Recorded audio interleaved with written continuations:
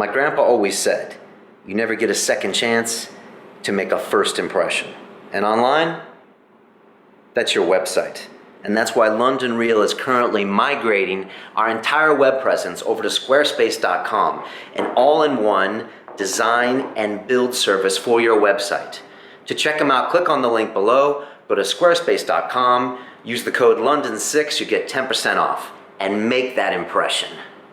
So I want to hear about Don't Pitch Me, Bro, because funny enough, this hour is flying, guys. Yeah. But it's something that's, I love the name and I love the concept. So if you could just break it down for us, what the event is. Yeah, sure. So Don't Pitch Me, Bro was the third event we launched, our most recent one, and we've been doing it now for, I think, 9 months now. So we've had it's a monthly event, last Thursday of the month usually, and we normally do it at the Wyra Accelerator in over by Tottenham Court Road. So it's actually not in the east, it's in Central. That's the Telefonica startup. Yeah, Telefonica Accelerator, yeah. And who came up with the name? By the way, it's Don't Pitch Me, Bro, in case nobody heard it. Don't Pitch Me, Bro. Who came up with the name? So the name is, we didn't make that up. We took that name. It's a very common startup phrase. It was coined by Dave McClure, the famous 500 startups investor in Silicon Valley. I feel so old today. Out of touch. We get asked this a lot, though. We actually had somebody kind of query it once because it says bro, and actually it wasn't us naming it that. It's a very famous phrase because he's obviously an investor, and he runs an accelerator program called 500, which is very famous. 500 startups has backed some very, very good companies, and obviously by default, anywhere this guy goes, he gets pitched. Right. And then what happened was a guy called Andrew Hyde, who started Startup Weekend, created an online clothing store called VC Wear, and it was just like all these t-shirts with amusing phrases on them from like startup phrases, and I think Don't Pitch Me, Bro became one of those. And so this phrase had already existed, and the reason we chose it was because we had the Drink About and the Sizzle, and we would find, particularly at Drink About, the bigger it got, people would come on a Friday and they would pitch us. And we were like, dude, like we can't help you, man. Like we create the environment for you to help you and to meet people and network. But like, it's like people pitch us like, I need to find a Ruby developer because I've got this badass idea. And you just be like, oh, good. That's great. Search around. What we're dreaming about, buddy. But I mean, to be fair, we do a lot of like helping, but if it happens to be top of mind, like there's a lot of, if you're at the center of things, if you hear of something, you put things together. But on scale, it's very difficult. So we thought, right, we need to, and obviously people were pitching us their businesses, and I've got this idea, and it was like, I don't know if you think that I have some sort of venture capital fund secretly in my back pocket or what, but so we decided, right, we need an event that actually can help founders solve these problems, right? Because we can't solve them on our own. We can't help everyone. So Don't Pitch Me, Bro was born, and effectively it's 4 or 5 young companies, early stage, often almost always pre-seed, sometimes early stage investment. How do you choose them? Application, anyone can apply, and we send them a list of, we again trying to keep it open, so that anyone in the community can take part if they want to. But we do ask for a minimum viable product. Like you are not pitching, you cannot walk in with graphs and spreadsheets. You need to come in with a product that you built or that you made, and you need to walk us through that product, and you need to tell us 3 or 4 points that you want the audience to help you solve.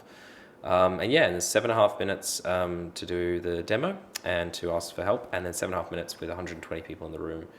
We pass the mic around and they get in to try and help them, and then drinks and burritos. How many different pitches every night or every? Usually 4, sometimes 5. So an hour 15. Do you have no, it goes for about, tends to go till, we start at sort of 7 and it goes till usually around 10:30, 11, because we sort of have take breaks, burritos and beers before, and then we have like a drinks break halfway through. So because the idea is actually, as well as solving the problems, is again to connect people with people that can actually help them. So what we did find was really nice. When we first started, we thought we're going to really struggle to get people to speak up, right? Because nobody wants to be the one in the room with a microphone. To give them the criticism, to kind of help them. And actually, it was the opposite. People were like jumping in. We had to sort of say, you had to start the rule that you cannot speak unless you're holding the microphone, because otherwise, like, you just can't. Put your hand up. Yeah. And what we had was we'd see like these guys like walk off the stage, and it was just like off the sort of front of the room with the projector.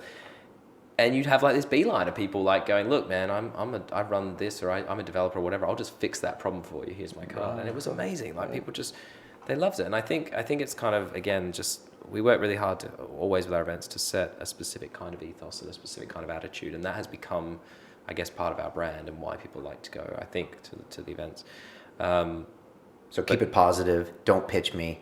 Yeah, keep That's it positive. Help those companies, help that community, and help that community help itself and help each other. I mean, ultimately, like it's I said tonight we're going to head down a bit later to Silicon Drink About, which will be fun. But you'll see firsthand. It's not like a business networking event. It's not like your background I think is finance, right? Yeah, So I'm sure you've been to some wonderfully horrendous networking events where people are shoving cards left, right, and yeah, center, right? yeah. This is Most not of that. them. Most of them. There's a subtle agenda you can smell. Yeah. Or cut through. And actually, the guy that lives in this building, he'd been to a couple before, and I was just like, "What are they like, dude? Is it like really?" And he's like, "No, everyone's just hanging out." Yeah. And I was like, "Okay." We often joke about it as the anti-networking event because actually we're like, look, and funnily enough, we also sort of say generally no, we're very sort of anti-recruiters for that reason. It's the only industry where it's like we just we have to say no because ultimately we exist to connect that community directly across everything. So whether that be to find your co-founder, whether it be to find staff, whether that be to find investment, like whatever it might be, or support or resource, our purpose is to connect directly. So middle people we try to kind of stay away from. Do you kick them out? We've never had to. Like we've had a few start to show up recently as it's gotten bigger, and if we hear them sort of saying something, we will have a word and say it's not appropriate. You can stay, but you cannot. We're not. This is not. Blah blah. We've never had to kick them out. We've been very lucky. I mean, I think people know we're not. This is a public place usually, right? Yeah, Well, not always. Yeah, I mean, I think people come along and they're like, oh, this isn't the networking event I thought it was where I could just go around and shark. They like it because the community kind of sticks together. People have become friends. A recruiter going around being like, hey, I can find you that job, blah, blah, I've got great. Well, probably the community almost has begun to sort of police itself a little bit. You know what I mean? Like they know what they want and they know what they don't want on a Friday night. And it's Friday night, right? So everyone's after work beers. Nobody wants to be harassed on a Friday night, right? Over beers. So it's been quite nice. I think people get the ethos and they just kind of do it themselves and it keeps it real.